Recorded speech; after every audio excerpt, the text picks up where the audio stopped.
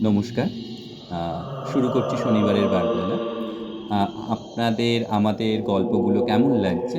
অবশ্যই সেটা জানাবেন। আশা করব আপনারা সাবস্ক্রাইব, লাইক, শেয়ার অবশ্যই করবেন। আ আমরা এখন নিজেদের মধ্যে কিছু গল্প আমাদের সাথে ঘটে যাওয়ার আ কাহিনী আপনাদেরকে উপস্থাপন করছি। আজকে যে গল্পটি আপনাদেরকে শোনাবে, তার জীবনের সাথে যুক্ত এবং তার জীবনে হয়ে যাওয়া একটি কাহিনী। আ গল্পটি শোনাচ্ছেন সৌরভ। আপনারা শুনুন। শুরু তাহলে করো চলো সৌরভ। আমার গল্পটা আমি শুরু করি। একদম। ঘটনাটা 2014-র ঘটনা। তখন আমি মাধ্যমিক পরীক্ষা দিচ্ছি। আর সেই সময় আমরা লাইফ সায়েন্স আর হিস্ট্রির মাঝখানে একটা ছুটি পেতাম। আচ্ছা। ওই ছুটির দিনেরই ঘটে যাওয়া একটা ঘটনা। হুম। আর আমার স্বভাব ছিল বাড়ির ছাদে গিয়ে পড়াশোনা করা। আচ্ছা, আমি যতদিন হিস্ট্রি বই নিয়ে ছাদে গিয়ে পড়াশোনা করছি। তখন এই রাত্রি 10:30 11টা হবে। আচ্ছা। তো আমি ছাদে পড়াশোনা করছি আর আমার বাড়িটা ঠিক যেখানে, তার পাশের বাড়িগুলো 1 হাত থেকে 1.5 হাত ডিফারেন্সে। মানে ছাদ। তার মানে ছাদগুলো মানে পাশাপাশি হ্যাঁ, আরকি একদম। তো আমি হুম, ছাদের মধ্যে ঘুরছি আর হিস্ট্রি একটা নোটস পড়ছি। আমাদের সবারই একটা হিস্ট্রির প্রতি সবারই ভয় থাকে। হুম। তো হিস্ট্রিটা পড়ছি। আর সেই সময় দেখি পাশের বাড়ির ছাদে একটা ছেলে উঠেছে। তার নামটা আমি বলছি না। যেহেতু গল্পটা বলার জন্য একটা নামের দরকার, তাই তাকে আমি রতন বলেই বললাম। রতন ছাদে উঠেছে একটা হাফ প্যান্ট আর একটা গেঞ্জি পরে।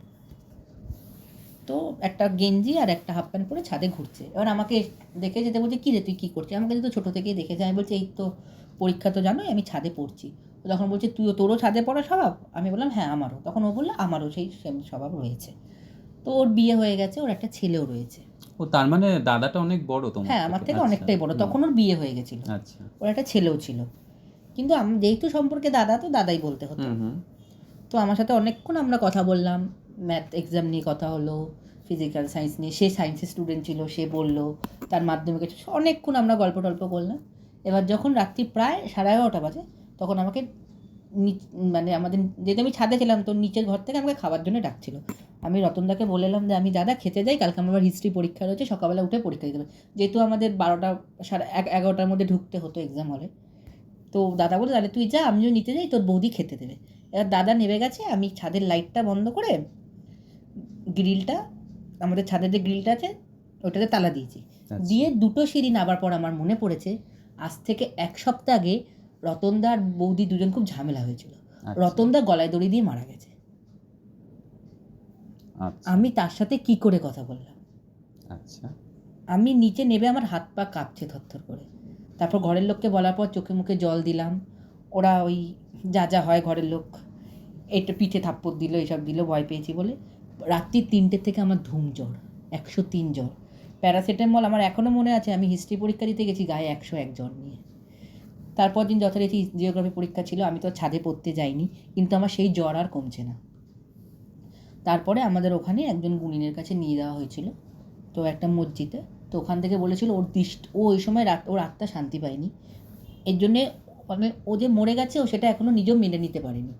তাই যেহেতু আমার সাথে ছাদেও গল্প করেছে, ও কিন্তু তখনও জানে না যে ও ভূত। ওর মধ্যে নেই, ও বেঁচে নেই। আমার সঙ্গে যথারীতি ও আগে যেরম গল্প করতো, রাস্তায় দেখা হলে বা ছাদে দেখা হলে যেরম গল্প করতো, ঠিক সেই রকমভাবেই আমার সাথে গল্প করেছিল। আর ও যেহেতু মরার পর আমার সাথে ভালো করে গল্প করতে পেরেছিল, এই জন্য আমার উপর ওর একটা মায়া পড়ে গেছিলো। তার জন্যে আমার শরীর খারাপ হয়েছিল। তো উনি ঝেড়ে দিয়ে একটা তাবিজ আমাকে দিয়েছিল। তারপর থেকে আমি রাত্রে কোনোদিন পড়তে যাইনি ছাদে। কিন্তু আমি সন্ধ্যাবেলা ছাদে উঠেছি বা কিছু, আর কোনোদিনই কিছু আমি দেখিনি। বা অনেকে বলে, আমাদের আশেপাশে অনেকে বলে যে ওদের ব্যালকানিতে বা ছাদে রতনকে ঘুরতে দেখেছে। আমি আর কোনোদিনই দেখিনি।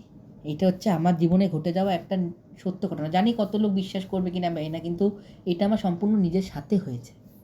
আচ্ছা। তার মানে তুমি বলতে চাইছো যে আত্মা বা ভূত বলে কিছু তো আছে। হয়তো আছে, নাহলে আমি কার সাথে কথা বললাম। আচ্ছা। তো খুব ভালো লাগলো গল্পটা আমাদের সাথে তুমি শেয়ার করলে, তোমার জীবনের একটা ঘটনা। তো বন্ধুরা, কেমন লাগলো সৌরভের এই গল্পটি, যেটা ওর সাথে বাস্তবে ঘটেছে? তো আশা করি তোমরা অবশ্যই আমাদেরকে সাপোর্ট করবে। আর যদি ওর গল্পটা ভালো লেগে থাকে বা ঘটনাটা ভালো লেগে থাকে, সাবস্ক্রাইব, লাইক, শেয়ার অবশ্যই করো। আর আমাদের সাপোর্ট করো। আর আপনাদের কাছে যদি এরকম গল্প থাকে আপনাদের জানা বা আপনাদের শোনা, অবশ্যই আমাদের কমেন্টে জানাবেন। আমাদের ফেসবুক পেজ এবং ইনস্টাগ্রাম বা হোয়াটসঅ্যাপেও পেজ রয়েছে, আপনারা চাইলে ওখানেও আমাদের গল্প পাঠাতে পারেন বা ইমেলের মাধ্যমেও আমাদের গল্প পাঠাতে পারেন। চলো টাটা।